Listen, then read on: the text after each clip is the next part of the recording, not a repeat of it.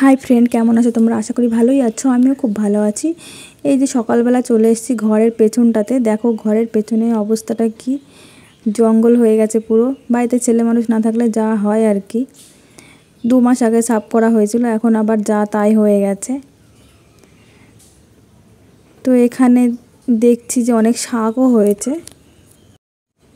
এই যে এই শাকটা, এই যে তেলাকচু, আমি এটা এই নামেই চিনি। তো তোমরা কী নামে চেনো আমাকে বলো। আমি এখান থেকে কিছু এই শাক তুলে নিয়ে যাব। ভাবছি এটা দিয়েই কোনো একটা রেসিপি তৈরি করব, কারণ গরমের মধ্যে খুব বেশি মশলাপাতি খেতে ভালোও লাগছে না। তো ভাবছি হালকা পাতলা কিছু খাওয়া যায় কি না। তো আমি কিছু তুলে নেব। এই যে আমি তুলে নিয়েছি কিছু। এখন এগুলো আমি ভালো করে কেটে ধুয়ে নেব। এই যে আমি শাকগুলো ভালো করে কেটে নিয়েছি, আমি ডাঁটাও নিয়েছি আর ভালো করে ধুয়েও পরিষ্কার করেও নিয়েছি। আর নিয়েছি একটা আলু, একটু লম্বা লম্বা সরু সরু করে কেটে নিয়েছি। আর 3টে কাঁচা লঙ্কা, আর নিয়েছি পেঁয়াজ, একদম ছোট্ট একটা পেঁয়াজ নিয়েছি। আর নিয়েছি জিরে। আর এখানে 2 পিস মাছ নিয়েছি, রুই মাছ। তোমরা অন্য কোনো মাছ দিয়েও করতে পারো কিংবা শুধুও করতে পারো। আমি এখন মাছটা ভেজে নেব। এখানে কড়াই গরম করে আমি তেল দিয়ে নিয়েছি। আমি সাদা তেল দিয়ে দিয়েছি। এটা আমি ভুল করে দিয়ে দিয়েছি, হঠাৎ করে দিয়ে দিয়েছি, যার জন্য আমি আর এটা নামাইনি। তো আমি সাদা তেলেই রান্নাটা করব। তোমরা সর্ষের তেল দিয়ে নিও। আর তেলটাও গরম হয়ে গেছে, এখন আমি মাছগুলো দিয়ে দেব। মাছগুলো একটু লাল লাল করে ভেজে তুলে নেব। আমি মাছগুলো লাল লাল করে ভেজে তুলে নিয়েছি।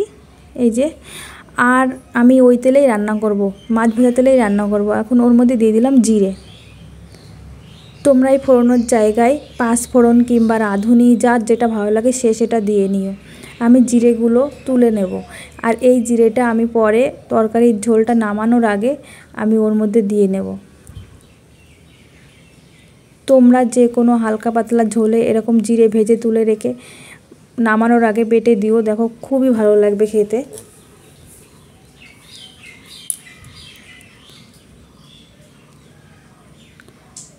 আর এখন ওই তেলেই আমি দিয়ে দেব সেই কেটে রাখা পেঁয়াজ।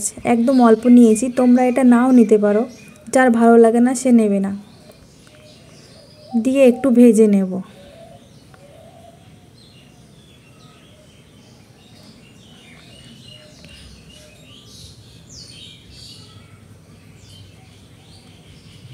আর তোমরা এখানে রসুনও নিতে পারো, যার যেটা ভালো লাগে। কিন্তু গরমের মধ্যে বেশি একটা মশলা ভালো লাগে না, বিশেষ করে শাক সবজিতে।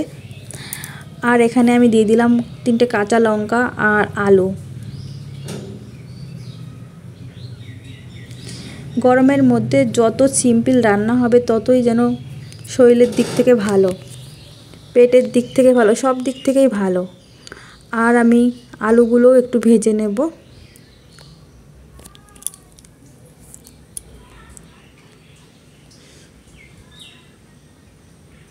তোমরা এখানে আলু নাও দিতে পারো, শুধু শাকটাই রান্না করতে পারো।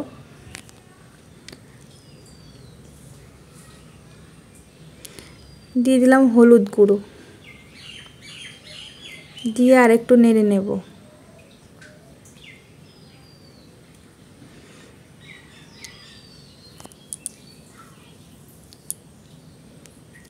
স্বাদ মতো লবণ দিয়ে দিলাম।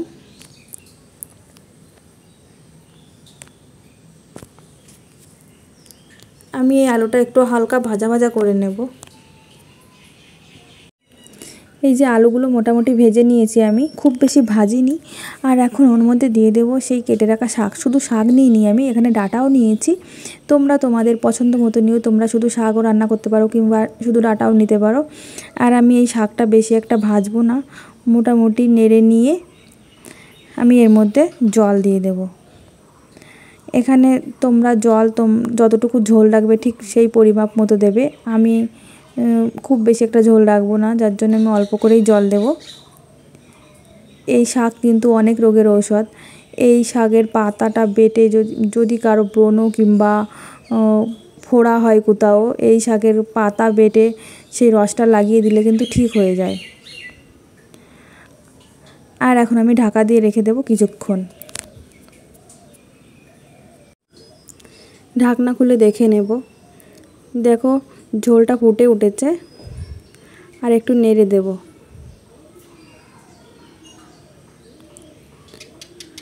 আর এখন ওর মধ্যে দিয়ে দেবো সেই ভেজে রাখা মাছ।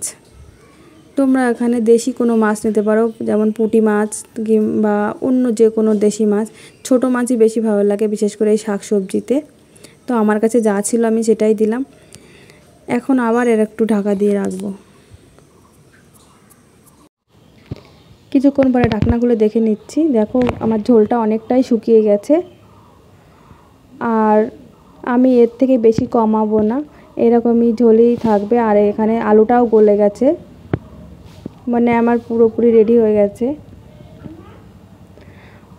আর আমি সেই আগে যে জিরেটা ভেজে রেখেছিলাম সেটা গুঁড়ো করে আমি তরকারির মধ্যে দিয়ে দিচ্ছি।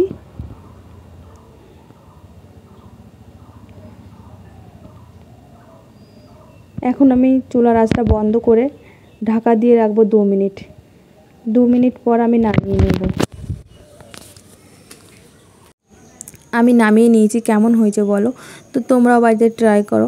এটা কিনতে কিন্তু বাজারে যেতে হয় না, বাড়ির আশেপাশে ঘুরলে কিন্তু অনেক পাওয়া যায়। দারুণ উপকারী একটা জিনিস। আর বিশেষ করে ডায়াবেটিস রোগীদের পক্ষে এটার রস করে খেলে কিন্তু খুব উপকার হয়। আর তরকারি রান্না করে খেলেও কিন্তু দারুণ উপকার হয়। আর আমার রেসিপিটি যদি ভালো লেগে থাকে তাহলে প্লিজ একটা লাইক, কমেন্ট এবং শেয়ার করে দিও।